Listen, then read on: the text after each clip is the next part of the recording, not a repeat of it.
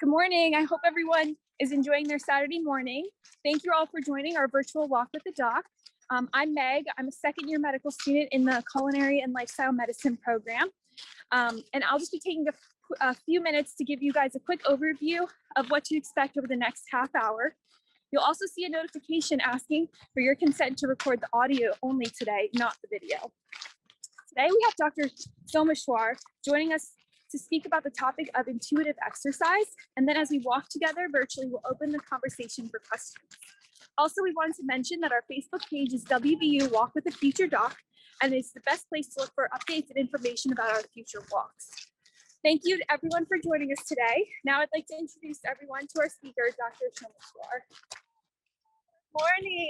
It's wonderful to be with you guys today, and I'm excited to be out and about actually for this walk. So I'll give a little bit of background.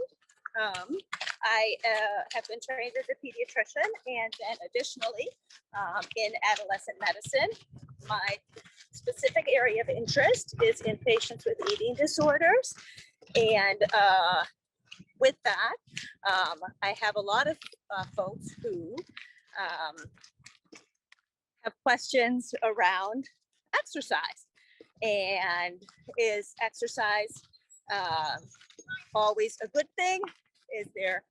Can there be some issues with exercise? Certainly with my patients with eating disorders, this can be an area of difficulty and controversy because, as many know, we have a lot of athletes who may fall into the category of those who either are at risk for or have eating disorders. And so sometimes it's not as straightforward as you may think, that exercise, of course, can be a wonderful thing. And I am thrilled to be out and about and doing some walking. But there is a possibility with certain folks that they may engage in something that we would say is called dysfunctional exercise, or other names.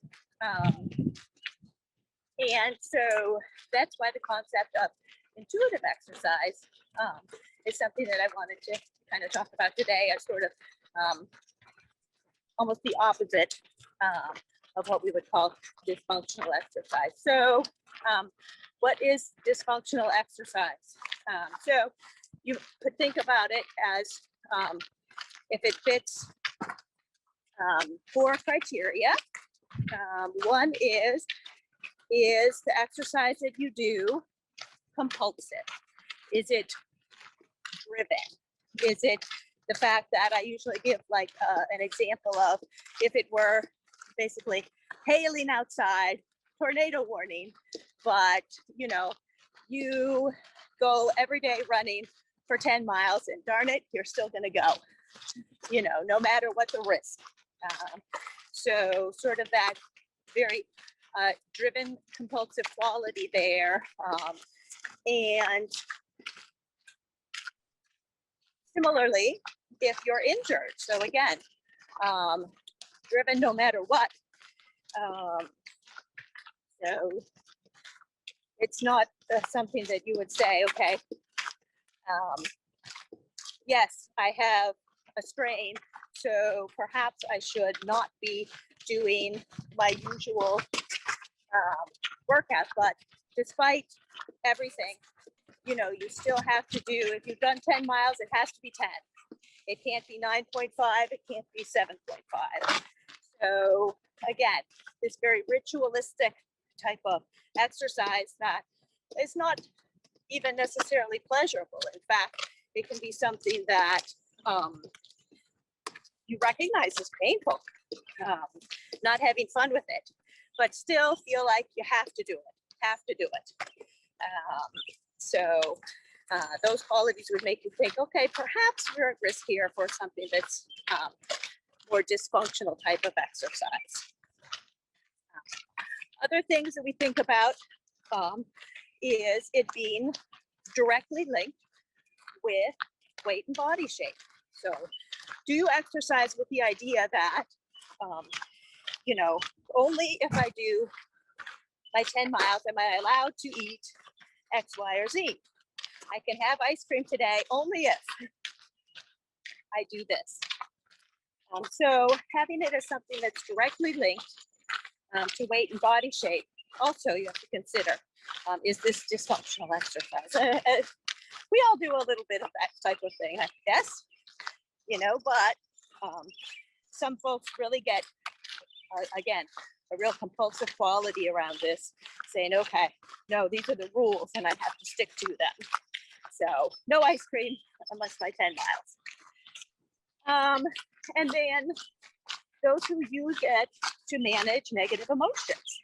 Again, all of us having an outlet, you know, I mean, having an outlet for stress and that sort of thing, it can be a very good thing. So not saying that, you know, that's not something that people do utilize as part of, you know, strategies around managing stress. But if again, it's more of a driven thing that, you know,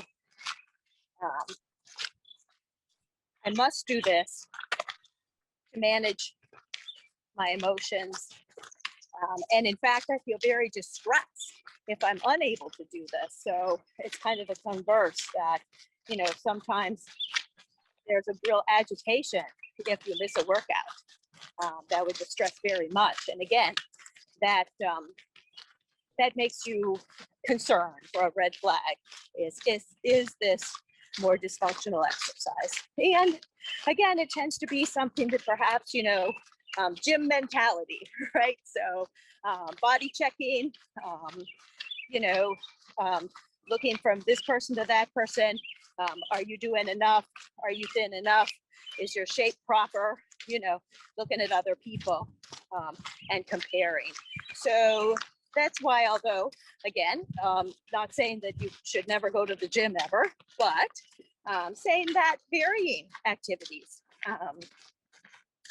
can be something that actually is very useful in sort of avoiding these pitfalls of ritualistic exercise where you're, you know, you have to do whatever reps and whatever time on the treadmill, whatever speed, and you're constantly looking and checking and seeing how many calories you burned, you know, as opposed to being out and about on the track and just enjoying the weather, enjoying company, you know, and still getting physical activity, getting healthy body movement. So, so out and about, varying your exercise, having things that are fun, playing tennis, playing other sorts of sports. Those are things that, you know, again, tend to be then more done in that spirit of enjoying. So that would be what we would say would qualify for intuitive exercise, doing things that you enjoy.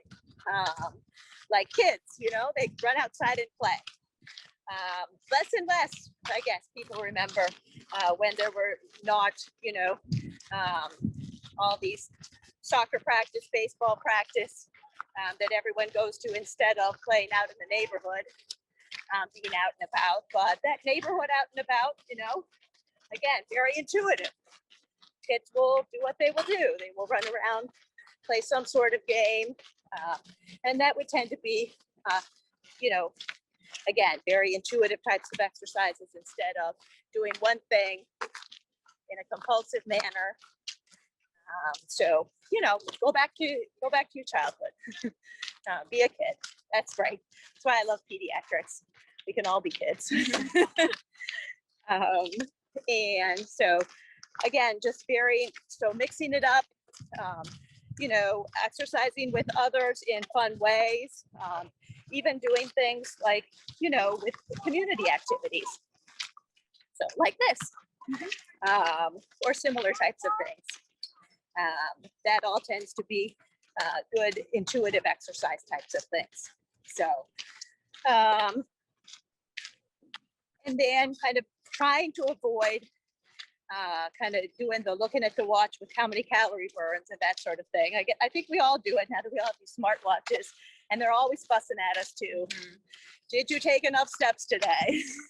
You know, so it kind of encourages a little bit of compulsivity. And so, I don't know, it's okay every once in a while to turn that watch off and say, okay, no more notifications there. This is,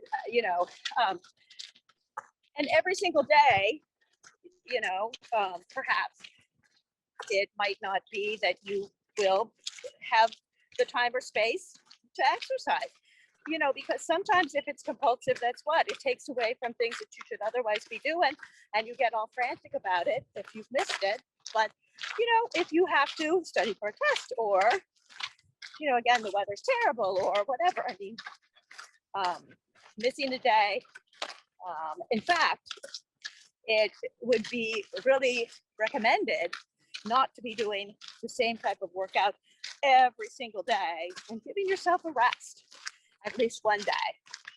So that goes back a long ways that people recommend a day of rest, right?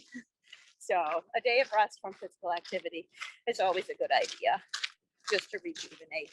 And again, kind of get away from the compulsive quality of things. So, yeah, those would be kind of a lot of things that we would talk about around intuitive exercise. And so I'm happy to open it up to questions if people have questions.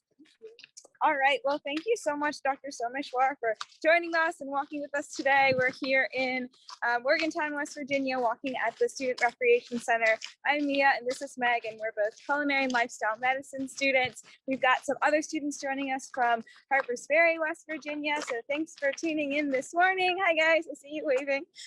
We're so excited to have you. So now we're going to open it up for a question and answer for the remainder of the hour as we walk together. So if you guys would like to ask a question, you can send it in the chat.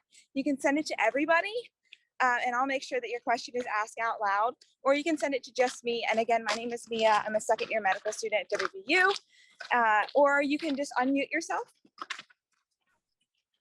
You can unmute yourself and you can ask out loud. So Dr. Someshwar, I'll start you off with a question. Yes. How did you get into this specialty, into this niche of medicine? Well, so, even when I was here doing pediatrics years back, I did have an interest in adolescent medicine.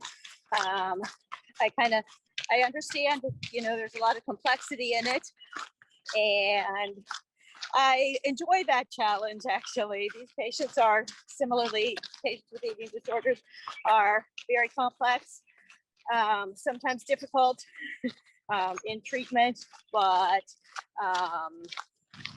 yes, very rewarding as well to be able to kind of address these issues, which not only me, I love working with the team. We have therapy providers, a dietitian who specializes as well in patients with eating disorders, who works with me in the eating disorders interdisciplinary clinic that we have. And we have lots of folks here that, because this is going to be one of the places that may have a large population, just because college students tend to be very much at risk for eating disorders, as we said, athletes as well. So we have currently actually expanded our clinic so that we are doing 2 full days a week of patients, and inpatient and outpatient care, trying to expand what we're doing service-wise, so that we can hopefully offer services, sort of outpatient, more intensive treatment as needed, and inpatient care. So full spectrum of services is my goal. Can you read that question? What percent of patients? So a large percent of patients. So let's read the question first. So the question was, what percent of your patients with eating disorders have dysfunctional exercise? Yes. So there have been, studies have been a little bit all over the place as far as actual prevalence, but, and it ranges anywhere to be quoted from 1/3 to 2/3, and, or even, yeah, close to 3/4. And I would certainly say in my personal experience, it's probably, you know, over half at least. It is very common just because, as I said, you know, that's one of the risk populations will be athletes as well because of sort of the culture around various sports. But, you know, it's not limited to those either. So I think there's been a lot of lesser recognition of this problem. For example, in males, where it does tend to be highly correlated with a couple of things. One, with fitness and body shape, something we would deem as orthorexia. So orthorexia would be someone who not necessarily are they looking for a weight number, although they may be, especially those who are wrestlers, for example. They have to be in a specific weight class, perhaps, and do very dysfunctional things to get there. But, you know, kind of really focusing on having to be fit and healthy. But unfortunately, the behaviors instead, if they do extreme restriction and excessive exercise, may actually imperil their health instead. And in fact, those obviously who are engaging in those types of things will be at risk for injury.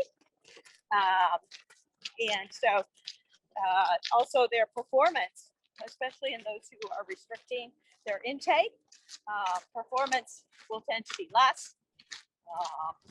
And so that may be one of the things that are good discussion points for the patients themselves.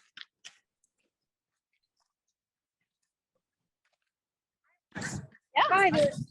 Okay, go ahead. That's okay. Sorry, I was gonna say we have 2 questions. So the first one is from Bree. She was wondering, so in high school, she said she was running track and that there are a lot of girls who would miss their periods from training. And we were wondering, is that something that would be considered dysfunctional or something that is kind of just normal when you're exercising a lot? Yeah, so well, it's not normal.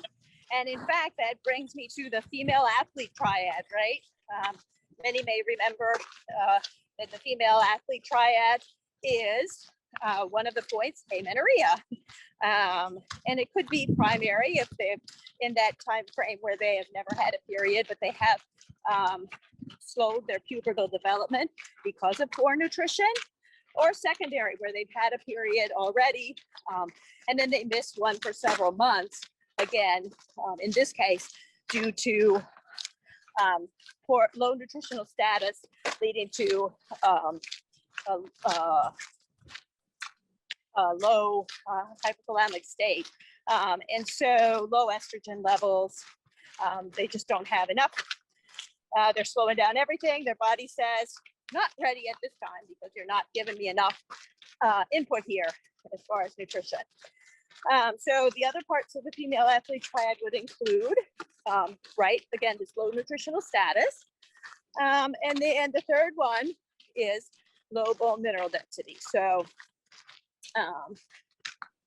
obviously in that state that you're having, you know, with low estrogen levels, etc. Again, that has effects on your bones. If you have not had a period for a period of around 6 months of secondary amenorrhea, it is recommended to go ahead and get a DEXA scan to look at your bone mineral density. What do you do about that? Well, basically feed them. So that is really the very first recommendation in that situation. And so they should be, again, followed closely and hopefully can reverse problems if we just give them added nutrition. So yeah, not normal. Thank you. That's really helpful. I hadn't really thought about the DEXA scan, so that's good to know. And then I had a question. So as far as eating disorders go, are there any, you talked about like the types and the way of exercise that would be considered like unhealthy and we'd want to counsel against, but are there specific forms of exercise that someone who's actively struggling with an eating disorder you would advise that they don't participate in? Yeah, so again, not a specific exercise in and of itself is quote unquote bad. Just like I'm a big, one of my big mantras is no bad food, no bad exercise either.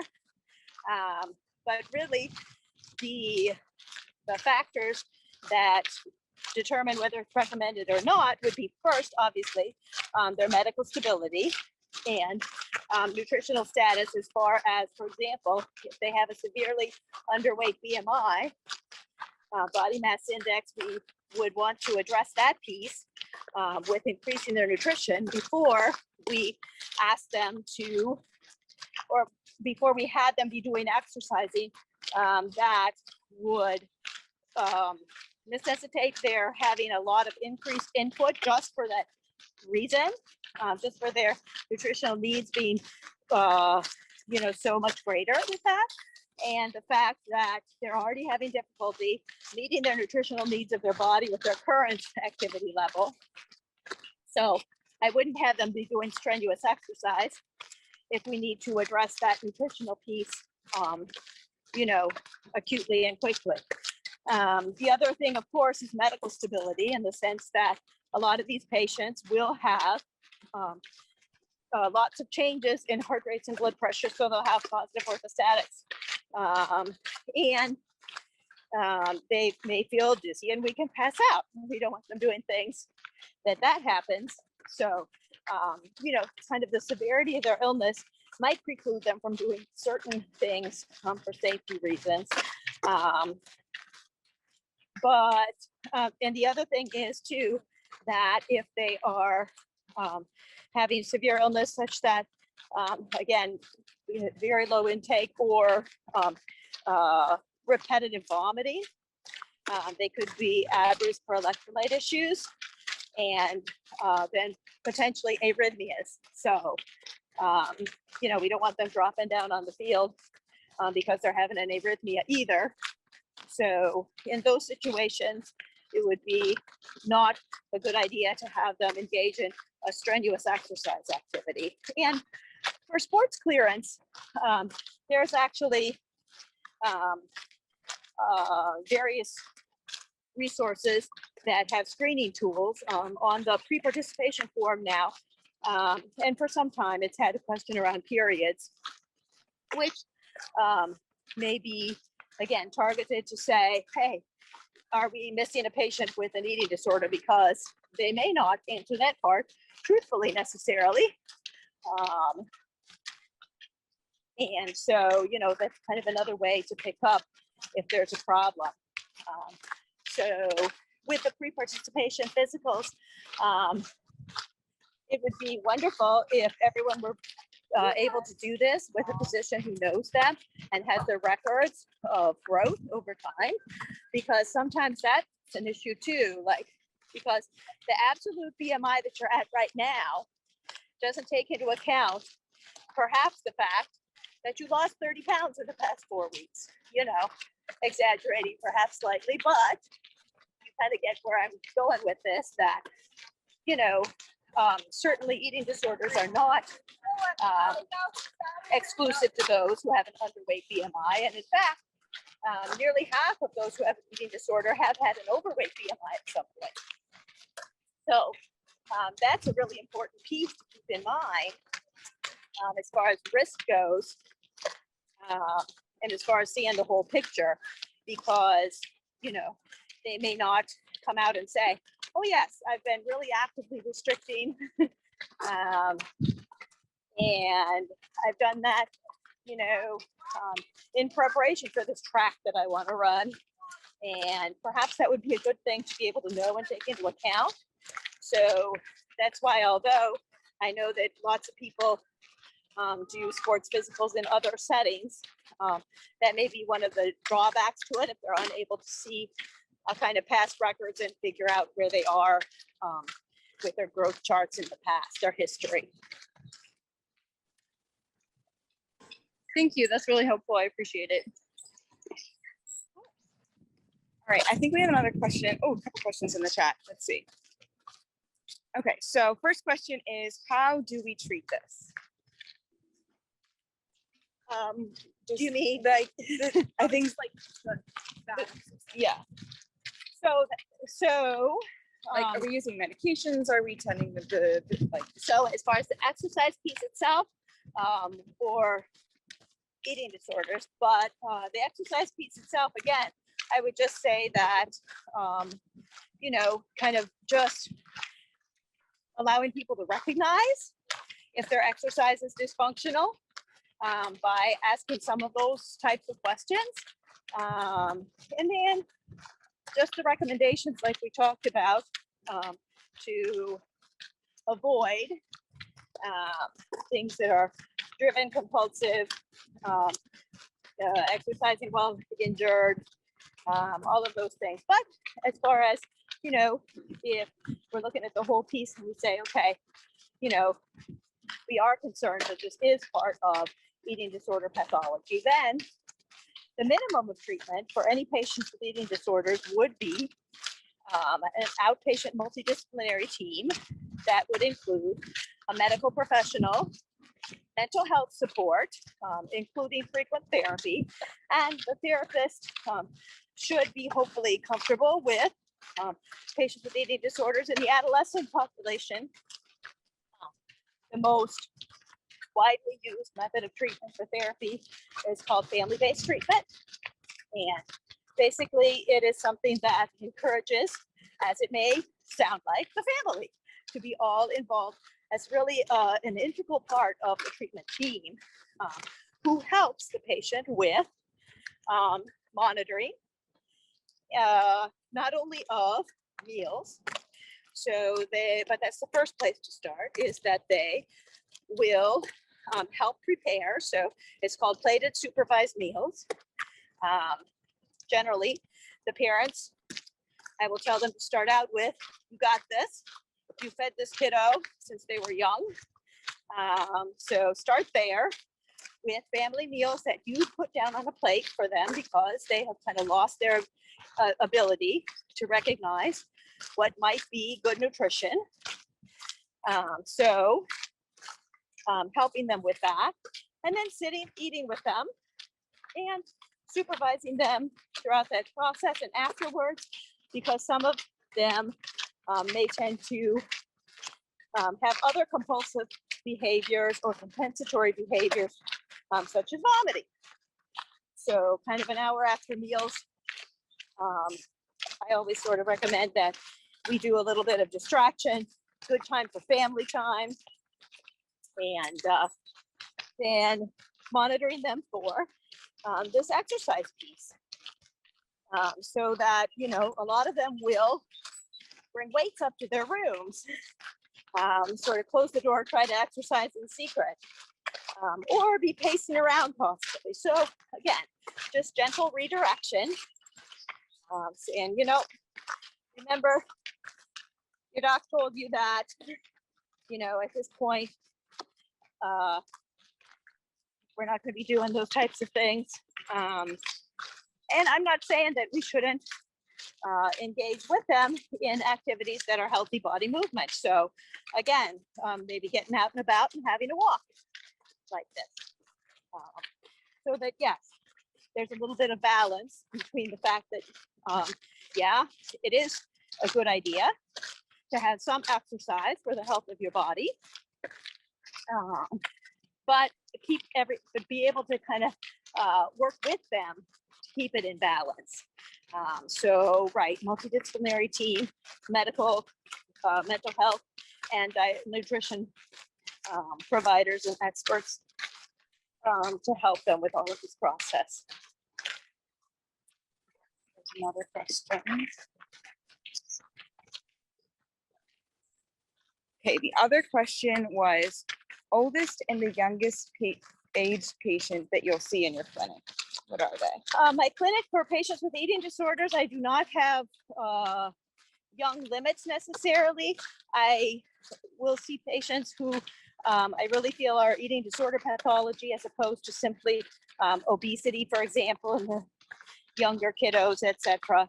But I have seen young kids in my clinic as young as 4 who have not necessarily, so they tend to have something that's called avoidant restrictive intake disorder, which is a little different and not associated with concerns over body weight or shape, but concerns more around textures of foods, anxiety over vomiting or choking, those types of things.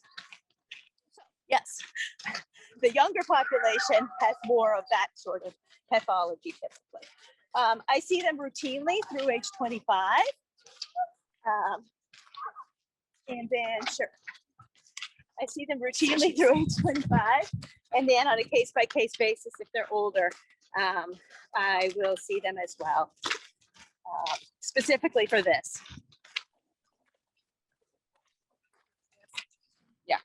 Okay, so mine's more of like if you're not, for providers that aren't specializing in this, say you have a patient, like a young kid who is like obese and it is affecting their health, but you think that they have risk factors for this bad exercising, like how would you go about that? Sure, absolutely. And that's a really tough thing. Sometimes a tightrope and a balance, because it's not like obesity is not a health issue, of course, you know, and it's not like we should never discuss healthy lifestyles, but that's how I actually like to discuss it, in the way of healthy lifestyles. I tell folks that I, you know, give basically the same recommendation without looking at the growth curve, without looking at a number, you know, saying that the number itself, weight talk, I try to avoid in sort of really all situations where you're trying to say, okay, this number is, you know, the most important thing.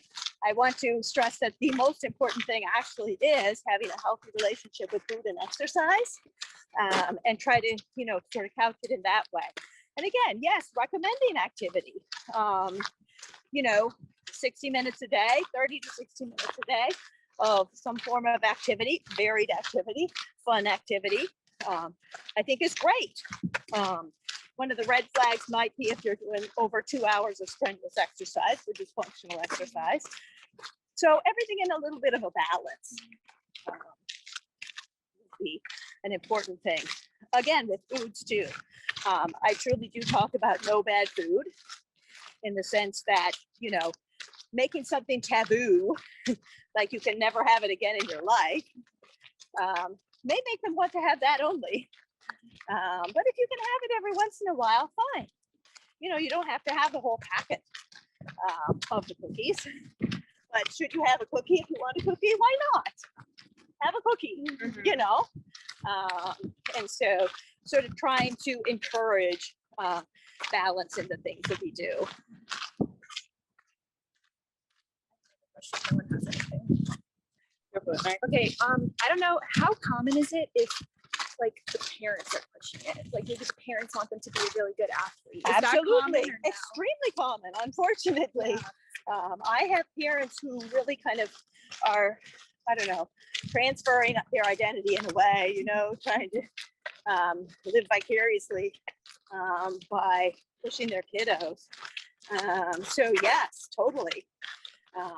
They not only buy in sometimes to their kids' distress, but increase it. So So how do you deal with that? so, right. So the first thing is obviously education. I do not try to like totally frighten anybody, but maybe a little bit, just to have them understand that eating disorders are serious illnesses, you know, so only behind opioids at this point as far as death rates of mental health diagnoses. So, you know, I have had parents, in fact, concerned that I have given their child a diagnosis of an eating disorder because they actually have read that it's associated so highly with suicide. But that's the unfortunate fact, you know. So I do a little bit in those patients heighten concern with education, letting them know about the risk also of arrhythmias, the risk to their bones, various things that, you know, just to let them know that, no, this is not just something that we can overlook. It's something that we truly have to manage. And again, just like with the patient, accentuating the fact that if we increase their nutrition, it would actually be positive benefit for their ability for sports participation. Sometimes it's helpful too.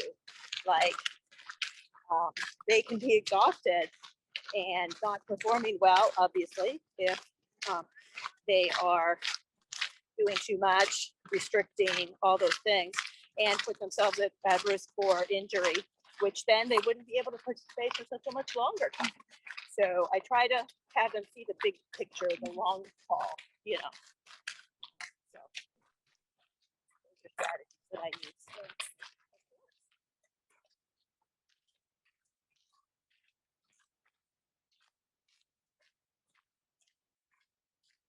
Okay, so I have another question. Do people grow out of these habits or do they recover? Like, what's the process like for that? Yeah, so patients with eating disorders, younger that the patient is with giving them good, appropriate, aggressive treatment, honestly, increases their prognosis for recovery. That is quicker. So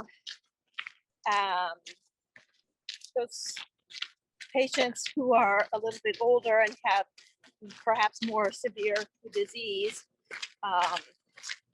again, sometimes a little more difficult. However, looking at recovery rates, the majority of patients will recover at some point.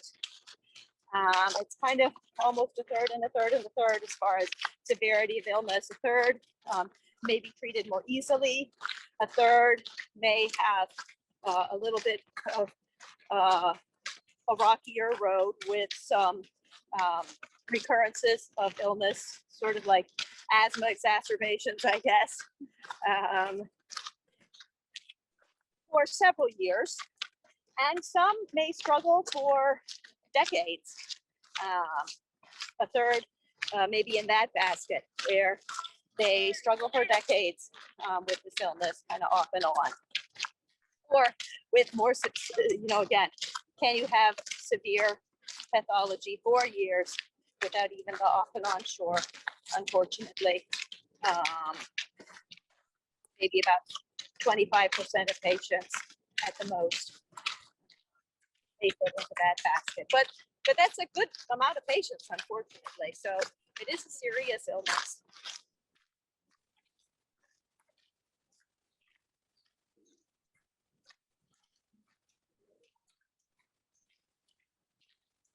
All right, so again, if you have a question, you can go ahead and send it in the chat, or you can unmute yourself and ask out loud. We've got about 10 more minutes left of question and answer for Dr. Someshwar before we conclude our walk today. I have a question. Hi, Dr. Someshwar. This has been outstanding. Thank you so much. My question is, how can you tell the difference between someone who is maybe aggressively sticking with a fad diet versus an eating disorder? I know you and I had spoken briefly about really we should be avoiding something like suggesting intermittent fasting, perhaps to someone who has problems with eating. So can you give us some guidance there? Because some people are so strict with avoidance of this or that and so forth. So thank you. Yeah, totally. And actually, I would argue that that would be certainly indicative of eating disorder pathology, that you are extremely compulsive and you have no flexibility. You're very rigid in all your, some people have, as you said, food rules that, may be things like cutting out a number of things from the diet entirely, and they couldn't touch them even if their life depended on it. Type of thing. Some, they avoid eating until this time in the day. Like, I cannot put anything in my mouth before lunch, before it would be lunchtime. I would argue that that actually is associated with an eating disorder. And so there, it doesn't necessarily all fit into one neat package, in the sense that nobody will necessarily come out, although they might, but they might not too come out and tell you they have a weight goal. They're worried about their stomach. They're worried about their arms, their thighs. They want a thigh gap. I learned that's a thing.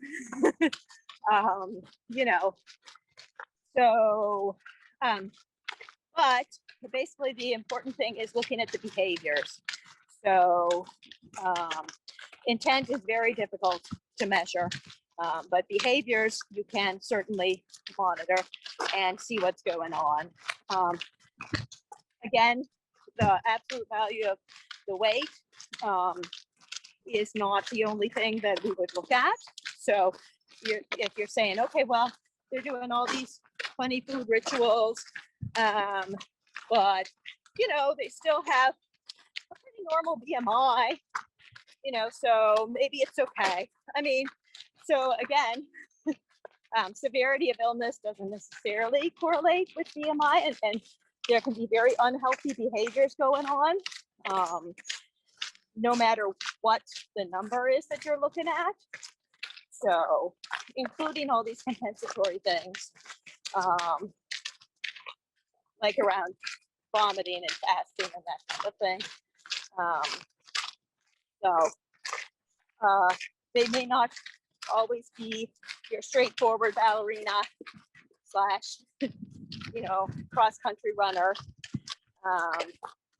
for you to have concerns that this would be actually fitting an eating disorder. If they cannot kind of get out of this ritualistic behavior, it's that compulsive for them, then I would argue that is a pathology. Thank you. Of course.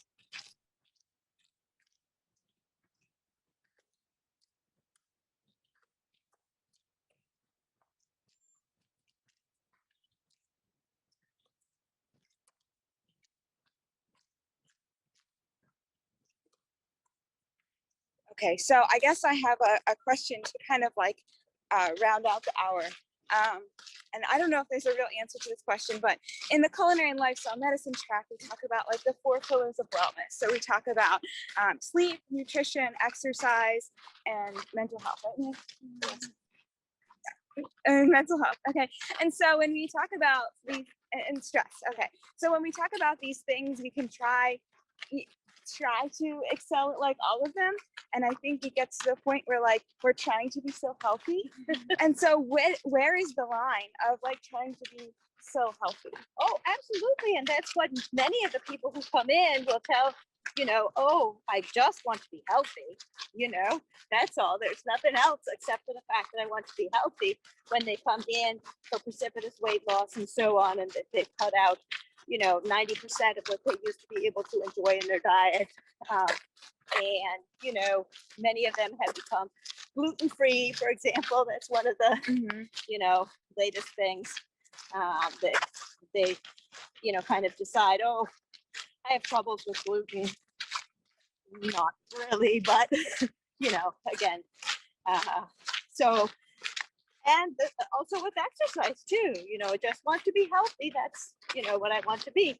And again, with these things, I think balance is the most important aspect, to say, yes, exercise is important. I would encourage it. I like getting out and about. This is great, But when it becomes that driven compulsion, it's different.